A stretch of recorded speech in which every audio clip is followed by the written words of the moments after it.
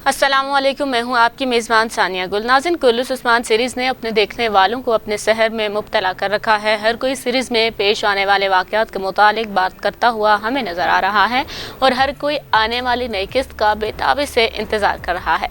कुल्लूस उस्मान के तारीख़ी किरदारों को अब एक एक करके सीरीज़ में शामिल किया जा रहा है, जबकि इसी वजह से कुल्लूस उस्मान को शदीद तनकीद का भी सामना रहा है। इस सूरत हाल को मद्देनज़र रखते हुए अब कुल्लूस सीरीज़ में कुल्लूस टीम की जानिब से तारीखी किरदारों को शामिल किया जा रहा है। अब जो इस वक्त तारीखी किरदार कुल्लू सीरीज का हिस्सा हैं, उनमें कोसस मिहाइल, तुगत बे, कॉनर, ये वो नाम हैं जो अभी हाल ही में उस्मान बे के तखादियों में शामिल हुए हैं। लेकिन कुल्लू सीरीज का एक अहम किरदार जिसका हम सबको बड़ी ही बेताबी से इंतजार था, अब इस तवील इंतजार के बाद हमें इस सीरीज में वो किरदार देखने को मिलेगा, यानी कि किरदार वो है एक्चा कोजा का।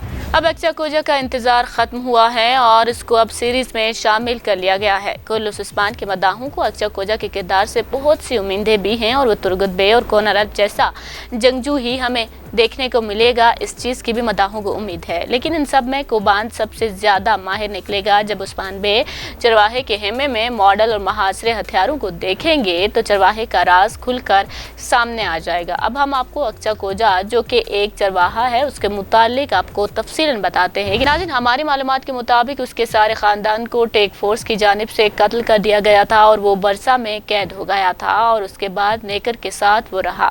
यहाँ आप बात करेंगे कि वो कैसे उस्मान बे का साथ देगा और क्या उसे वाकई ही किलू को फतह करने के बारे में मालूमात हासिल होंगी या नहीं।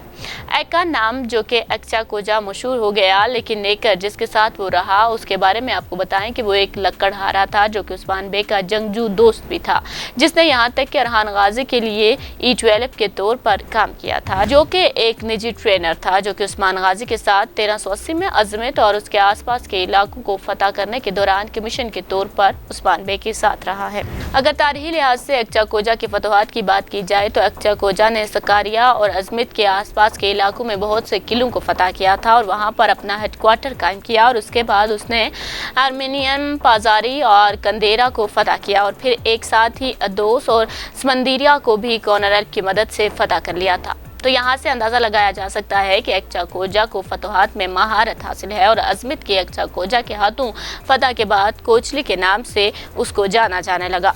यहाँ तक कि एक ज़िला जिसका नाम दोज़गी था उसको भी एक्चा कोजा के नाम से मंसूब किया गया और उसको एक्चा कोजा के नाम से जाना जाने लगा। एक्चा कोजा की वफ़ात 1326 में हुई थी और उसकी कब्र कांदरा के पहाड़ी इलाकों में वाक़ई है। लेकिन अब बात करेंगे शेख अदब अली की, तो शेख अदब अली की जानिब से अब एक अच्छी खबर सामने आई है जो कि शेख अदब अली के दामाद की एंट्री के मुतालिक है।